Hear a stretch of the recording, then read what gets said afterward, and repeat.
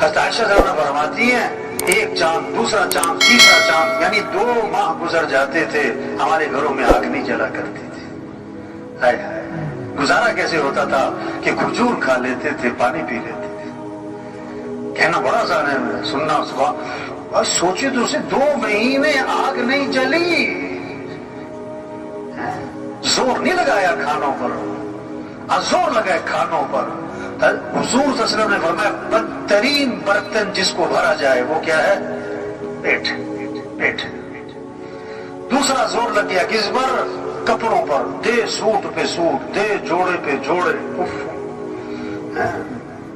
یہ مستورات کو ایک پریشانی پتہ کیا ہوتی ہے کہ الماری میں جگہ نہیں ہے اور اگلی پریشانی ہوتی ہے کہ سوٹ لینے جانا ہے جگہ پہلے ہی نہیں ہے. اور تیسری پریشانی یہ ہوتی ہے کہ اتنے سارے سوٹ ہیں پہننا کون سا ہے. اور جب کہیں سے واپس آتی ہے تو زیادہ پریشانی ہوتی ہے. کیوں کہ ایسا تو فلانی نے بھی پہنا ہوا تھا. کہاں زور لگ گیا کہاں زور لگ گیا. حضرت عمر رضی اللہ عنہ حضرت عائشہ رضی اللہ عنہ کے بھانجے فرماتے ہیں کہ خالہ نے 70,000 درہم لوگوں میں تقسیم کر دیے اور خالہ کے کپڑوں پر پیبند لگے ہوئے تھے. خالہ کے کپڑوں پر زور نہیں لگایا کپڑوں زور نہیں لگایا. زور حضور صلی اللہ علیہ وسلم نے عائشہ سے فرمایا کہ عائشہ اگر آخرت میں میرے ساتھ رہنا ہے تو 3 باتوں کا اہتمام کرنا. اللہ کے نبی کو زیادہ محبت عائشہ سے تھی.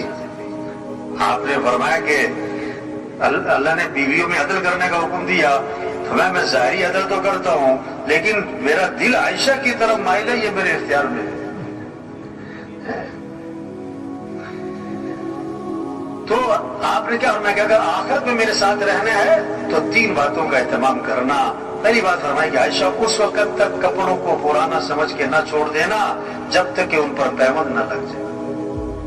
جب تک کہ ان پر. دوسری بات فرمائی کہ عائشہ مالداروں کے پاس بیٹھنے سے اپنے آپ کو بچانا. کیونکہ آدمی کے اندر مال کی بھی تما اور ہرس اور لالچ اور دوڑ میں لگ جاتا ہے. اور تیسری بات فرمائی کہ عائشہ دنیا سے اتنا توشہ لینا جو ایک مسافر کے لیے کافی ہوتا ہے. زیادہ لمبے چوڑے چکر میں نہ پڑنا. تو زور غلط جگہ لگ رہا ہے اس میں. کیا؟ کھانوں پر. دوسرا کپڑوں پر. تیسرا زور لگ گیا کس پر؟ تعمیرات پر مکانوں پر.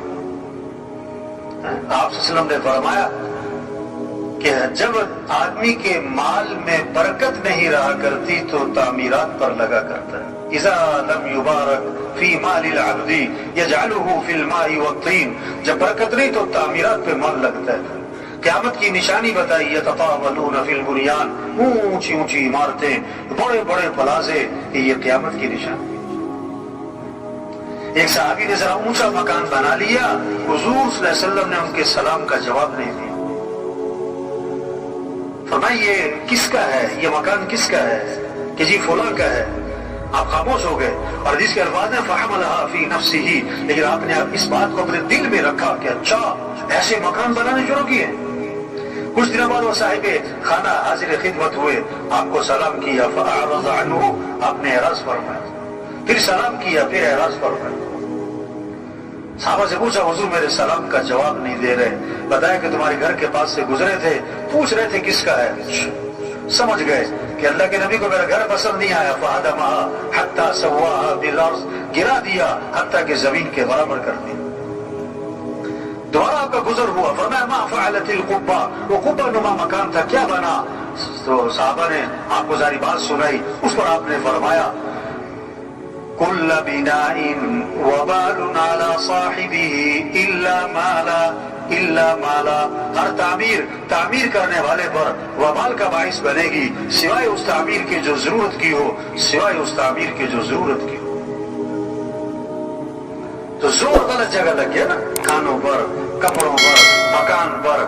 اور چوتھا زور لگ گیا شادیوں پر. کس پر زور لگ رہا ہے؟ 2 سال تیاری 3 سال تیاری. یہ بھی ہونا چاہیے. شادی کے موقع میں ایک فہرست بناتے ہیں لوگ. یہ بھی کرنا ہے یہ بھی کرنا ہے یہ بھی ہونا ہے یوں بھی کرنا ہے وہ بھی کرنا ہے. ان سے پوچھو کہ یہ سب کچھ کیوں کرنا ہے. ان کا جواب پتہ کیا ہوتا ہے کہ یہ سب کچھ کرنا پڑتا ہے. یہ جواب ہے. نہ گزر نہ پاؤں उनसे पूछो ये सब कुछ क्यों करना पड़ता है, तो उसका बहुत खूबसूरत जवाब देते हैं, आपको पता नहीं है करना पड़ता है, आपको पता नहीं है करना पड़ता है। शरीयत का मिजाज शादी सादी, सस्ती, आसान, जल्दी। अल्लाह के नबी ने फरमाया बरकत वाला निकाह वो है जिसमें कम से कम मुशक्कत हो, कम से कम खर्च हो। शादी में दो चीजें, निकाह और वलीमा। निकाह के लिए बेहतर है मस्जिद में हो, और वलीमा हुजूर सल्लल्लाहु अलैहि वसल्लम का हुआ, आपने सहाबा को खजूरें खिलाई और वलीमा हो गया। और एक वलीमा अल्लाह के नबी का था, आपने सारे मदीना मुनव्वरा को खाना खिलाया। अगर किसी ने जोर दिखाना है तो वलीमे में बुलाओ सबको, सारे खानदान को, सारे इलाके वालों को खाना खिलाओ। लेकिन एक बात आपने फरमाई, बदतरीन वलीमा है जिसमें मालदारों को बुलाया जाए और गरीबों को ना बुलाया जाए। जोर गलत जगह लग गया शादियों में। पांचवा जोर लग गया किस पर?